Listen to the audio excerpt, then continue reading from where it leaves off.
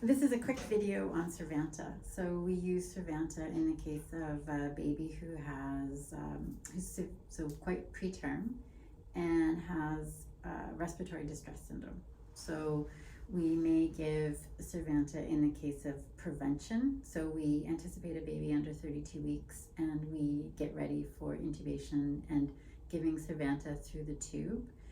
The ET tube, and so that baby, we try to get into the baby within about 15 minutes. More commonly, though even it's very rare that we would be giving this medication, but the one that we would probably be doing is called rescue, and so it's a treatment for respiratory distress syndrome. So the baby's born, having trouble breathing, we're doing everything, the baby's intubated, we may give Survanta, not as in that initial period, but further along in the resuscitation. Okay, so let's pretend this is our baby and the baby's intubated, receiving some sort of ventilator respiration support. So we've got the in-hello or the respiratory therapist providing ventilation for the baby. So the baby's intubated. So the baby has to be intubated in order to give Survanta. So I gather my supplies. So I need Survanta, it's in the fridge. It's a kind of a soapy liquid, and so it helps the baby's lungs expand easily. When the baby's first born, preterm, they have trouble taking that breath. It's quite kind of sticky, I guess you could say, and the Survanta you can put in the lungs to make it easier for them, for it to expand. So you'll find the Survanta in the fridge. In anticipation of giving Survanta, you want to hold on to the jar for 8 minutes, or you could just put it in your bra if you're a woman, you have one, or you can leave it on the counter for about 20 minutes for it to come up to room temperature. If you've already warmed it up once, you can write the date on it and put it back in the fridge. We can warm them up twice before disposing. It's about $600 for the smaller one, so we don't tend to just like throw it out as easily. So after one warm up, it can go back in the fridge and be used one more time, or get ready for it one more time. There's two sizes. There's 100 milligrams for 4 mil, a 4 mil size, and an 8 mil size. It's the same dose, okay? So it's 100 milligrams per mil. So the dose doesn't change. It's just two different size bottles that you may find in the fridge. So here in Kuujjuaq, we have it in the fridge, and also the midwife will bring it to the village in her medevac bag. So in terms of my supplies, I need my Survanta. I need an endotracheal tube, the same one that the baby's intubated with, because I'm going to use it to measure the tube that I'll put through to administer the Survanta. So let's say the baby has a 2.5 ET tube that it's intubated with, and so I'm going to grab a 2.5 ET tube. I'm going to grab a 5 French feeding tube. It's the one with the green, you can check it's a green top part. I need an alcohol swab to clean the top of my Survanta bottles, a 10 ml syringe, and an 18 gauge needle to draw up the Survanta. I also need a pair of scissors, so I grabbed a suture kit, so I have a sterile pair of scissors. And now I'm going to measure my feeding tube. So I don't want to open this one just because it wastes it. I couldn't find any in our teaching kit. So I have a feeding tube already pre-measured, so I'm just going to verify it's the right size. So I'm going to run this feeding tube into my endotracheal tube and measure that it doesn't come out the end. So in a brand new feeding tube, the tube will be way out here. I'm going to take my sterile scissors and I'm going to cut the end so there's nothing sticking out the end of the endotracheal tube. This way, when I administer the medication through the baby's endotracheal tube, that's the same size as this one, the medication isn't going to get stuck in here. It's just going to come out the end where the baby, where the endotracheal tube is placed right above the baby's lungs, one on each side. Okay, so I have my feeding tube measured, it's ready. And now I'm going to draw up the Survanta. So I open my 10 ml syringe.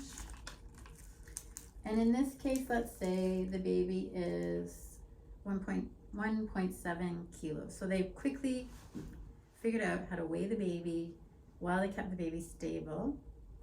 That's always a trick. I'm gonna open my Survanta, clean the top, and I'm gonna draw up, I have a list I'll show you, but I'm gonna draw up the dose that's needed for a 1.75 kilo baby.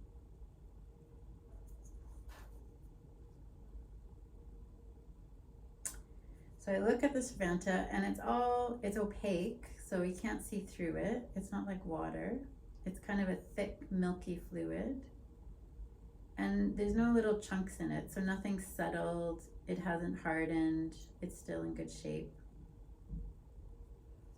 So this particular jar is expired, so we use it for teaching.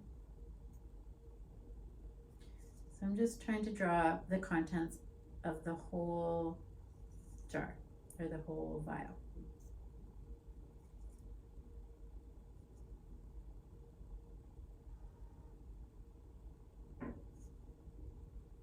Good. So in the syringe I have 10 mils, but when I look on my list that I'll show you in a sec, I only need 7.2. So I'm gonna dispose of this part of it. So I'm gonna just get rid of my needle, and I'm gonna put on my catheter. So I'm gonna keep my catheter in the endotracheal tube, it just keeps it cleaner.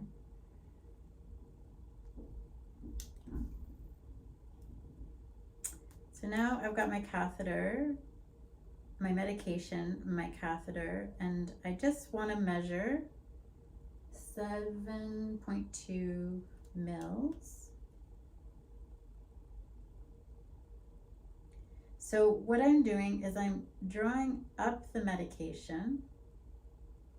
I'm drawing up all of the medication in the vial, and I'm pushing out what I don't need. So that means that this 7.2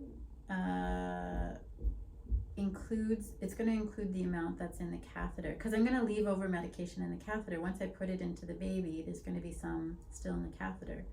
So if by doing it this way, it includes the amount that I need to subtract from the catheter.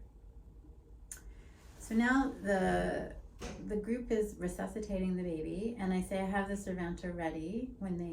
Just let me know when you're ready.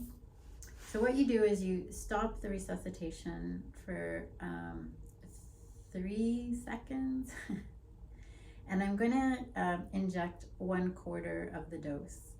And then they're going to go back to ventilating the baby for 30 seconds. And then I'm gonna go back and give 1/4 of the dose, and so on. So we're gonna do that 4 times.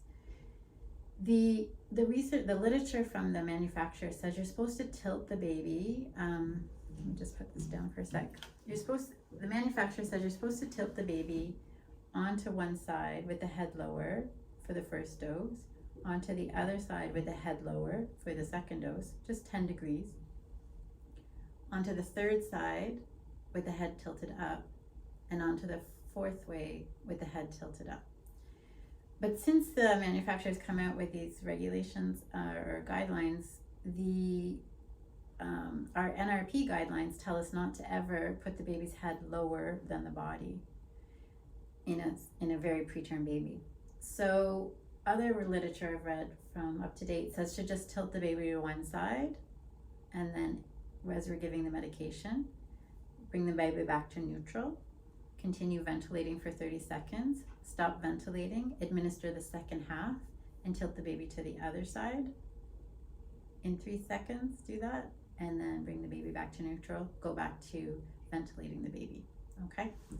So when it's not urgent and you have a chance to talk to the neonatologist in Montreal, like ask that question, like how should we administer the medication? So the dose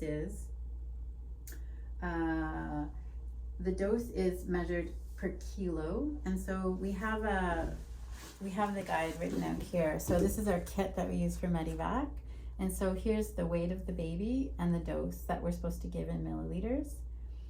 And this is sort of a little reminder on how to measure your feeding tube for your endotracheal tube. And let me think if there's anything else to add. I think that's all.